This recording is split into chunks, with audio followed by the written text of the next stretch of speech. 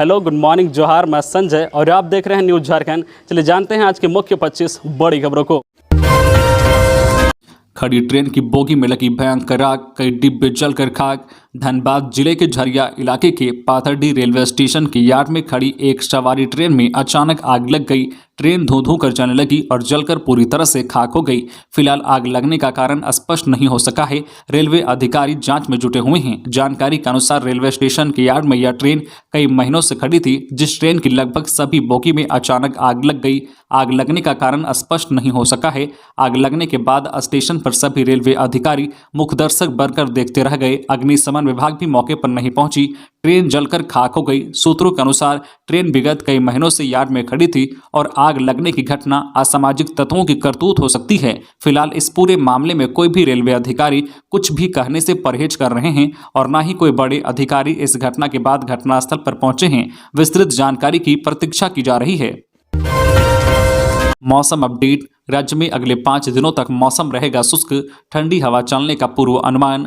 मौसम विभाग के अनुसार राजधानी रांची समेत आसपास के जिलों में सुबह में कोहरे के बाद मौसम साफ रहेगा। मौसम वैज्ञानिक अभिषेक आनंद ने बताया कि राज्य में अगले 5 दिनों तक मौसम शुष्क रहेगा और ठंडी हवाएं भी चल सकती है। राज्य में अगले 3 से 4 दिनों के दौरान रात के तापमान में धीरे धीरे 3 से 4 डिग्री सेल्सियस की गिरावट हो सकती है। इसके बाद अगले 2 दिनों में कोई बड़े बदलाव की संभावना नहीं है। आसमान साफ रहेगा एवं मौसम मुख्यतः शुष्क रहेगा। आज शुक्रवार को और कल शनिवार को राज्य के उत्तर पूर्वी भाग यानी देवघर, धनबाद, दुमका, गिरिडीह, गोड्डा, जामताड़ा, पाकुड़, साहिबगंज में पूरे दिन कोहरा या धुंध भी देखा जा सकता है। मौसम विभाग की रिपोर्ट के अनुसार पिछले 24 घंटे में राज्य में मौसम शुष्क रहा। सबसे अधिक तापमान 32.4 डिग्री सेल्सियस चाईबासा में, जबकि सबसे कम न्यूनतम तापमान 10.1 डिग्री सेल्सियस बोकारो थर्मल में दर्ज किया गया।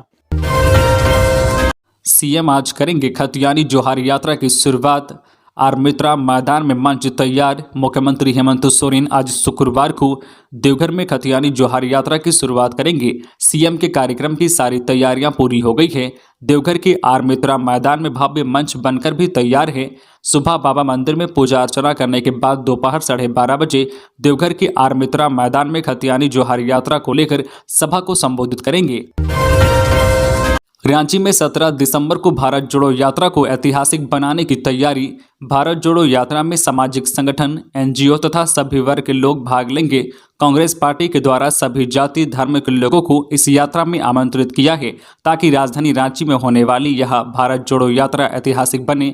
यह जानकारी महासचिव सह प्रवक्ता राकेश सिन्हा ने दिया है। दरअसल कांग्रेस नेता राहुल गांधी की भारत जोड़ो यात्रा को आगे बढ़ाने के लिए 17 दिसंबर यानी शनिवार को जिला महानगर एवं ग्रामीण कांग्रेस कमेटी द्वारा राजधानी रांची में आयोजित होना है। भारत जोड़ो यात्रा की सूचना को लेकर रांची प्रेस क्लब में संवाददाता सम्मेलन का आयोजन किया गया। खबरों में आगे बढ़ने से पहले आपसे रिक्वेस्ट है कि अगर आप चैनल को सब्सक्राइब नहीं किए हैं तो प्लीज चैनल को सब्सक्राइब करके बेल आइकन प्रेस कर दे, जिससे आपको झारखंड की हर छोटी बड़ी खबर का अपडेट आप तक पहुंचता रहे। चलिए बढ़ते हैं खबरों की ओर। कांग्रेस विधायक ममता देवी का उत्तराधिकारी कौन? रामगढ़ में चर्चा का बाजार गर्म।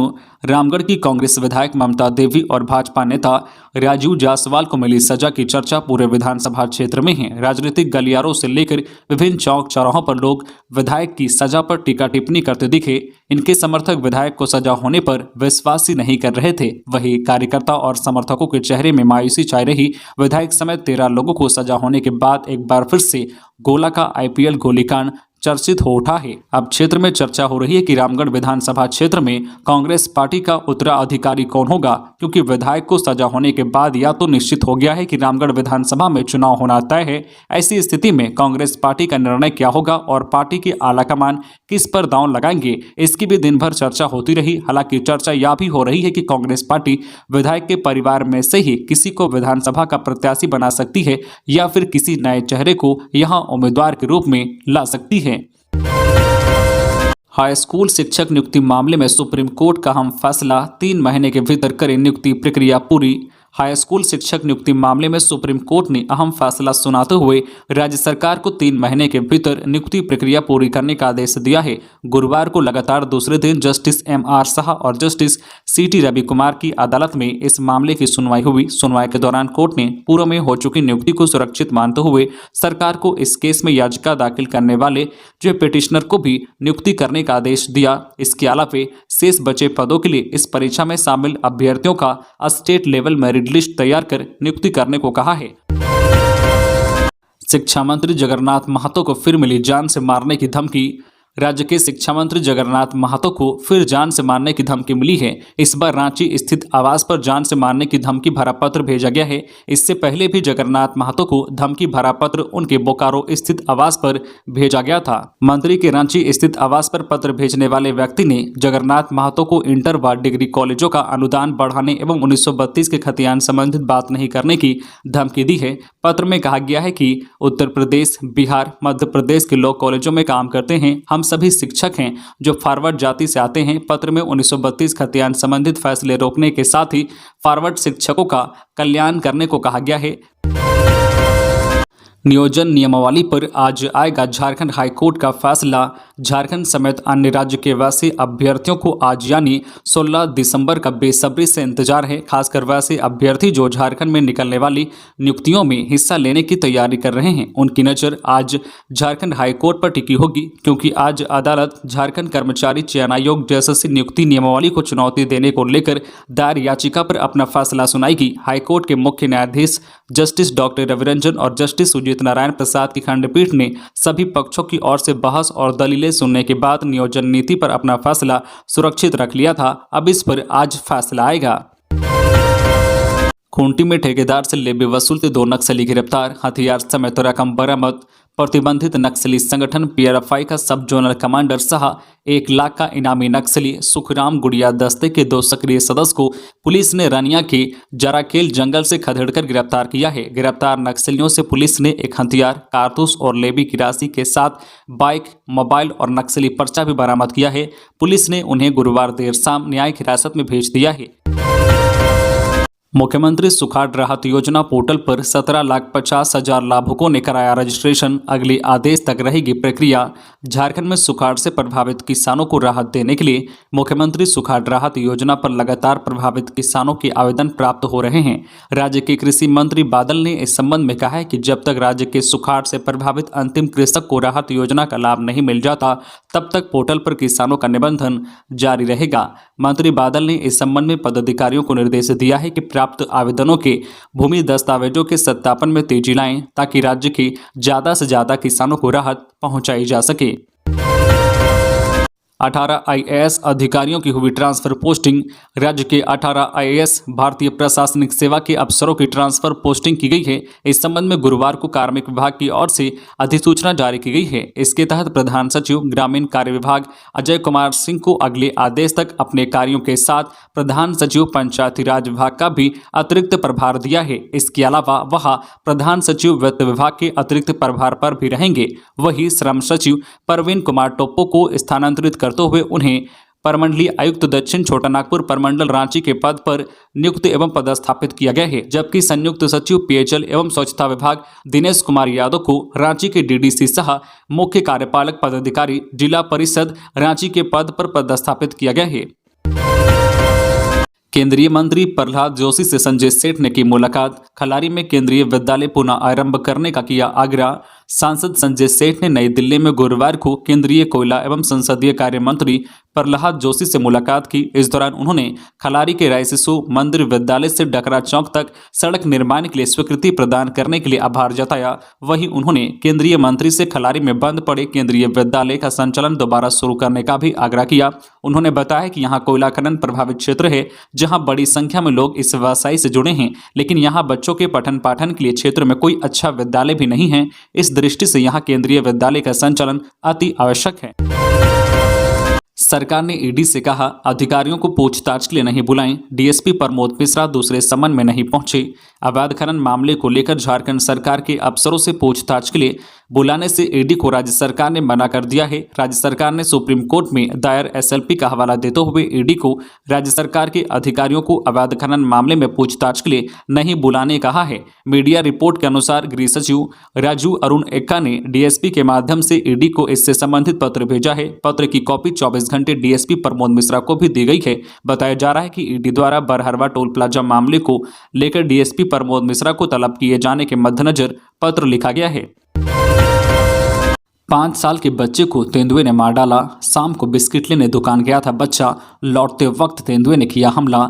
झारखंड में 5 साल के बच्चे को तेंदुए ने मार डाला। गांव से बच्चे के शव को ले गया और आधा शव खा गया। गढ़वा के भंडरिया में यह घटना घटी है। बुधवार शाम को बच्चा बिस्किट लेने पास के दुकान गया था। इस बीच तेंदुए ने बच्चे पर हमला कर दिया। इस हृदय विदारक घटना के बाद इलाके में दहशत का माहौल है। बच्चे के परिजनों का रो रो कर बुरा हाल है। घटना की सूचना जैसे ही पुलिस तक पहुंची, पुलिस तुरंत घटनास्थल पर पहुंची।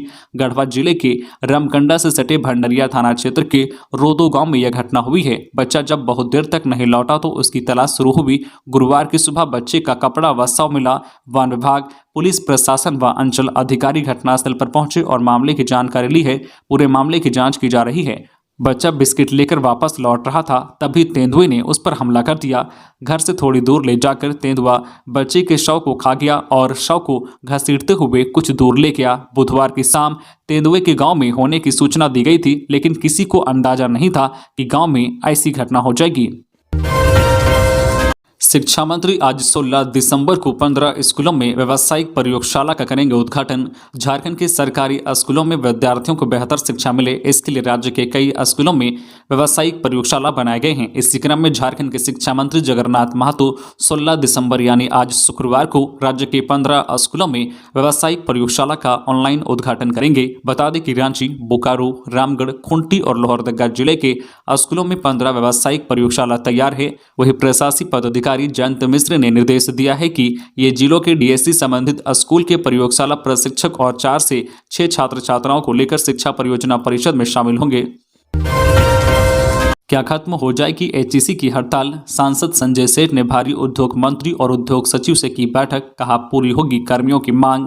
एचईसी के इंजीनियर पिछले 43 दिन से हड़ताल में हैं। उनकी मांग है कि वेतन का भुगतान हो, साथ ही कई और मांगों के साथ वह आंदोलन में हैं। अब एचईसी कर्मचारियों को बड़ी राहत मिली है। नई दिल्ली में गुरुवार को रांची सांसद संजय सेठ के नेतृत्व में भाजपा नेता विनय जायसवाल की एचईसी की गंभीर समस्याओं को लेकर भारी उद्योग मंत्री महेंद्र नाथ पांडे व भारी उद्योग सचिव कामरान रिजवी के साथ अलग अलग बैठक हुई। इस दौरान एचईसी को लेकर विस्तार से चर्चा की गई।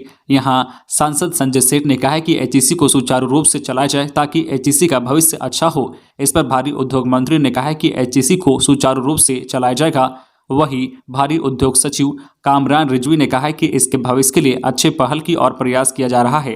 भाजपा नेता विनय जायसवाल ने बकाया वेतन को लेकर मांग किया है कि जल्द से जल्द भुगतान किया जाए। सचिव ने कहा कि स्टील के साथ साथ अन्य जगहों से एचईसी के बकाया पैसे को दिलाने की बात की जा रही है। बकाया वेतन को लेकर कहा है कि जल्द ही वेतन का भुगतान किया जाएगा। अगले सप्ताह एचईसी के शीर्ष अधिकारियों के साथ बृहद बैठक कर विभिन्न समस्याओं का समाधान किया जाएगा। धान का 2050 रुपये प्रति क्विंटल न्यूनतम समर्थन मूल्य। झारखंड में गुरुवार से किसानों से सरकारी मूल्य पर धान की खरीदारी हुई शुरू।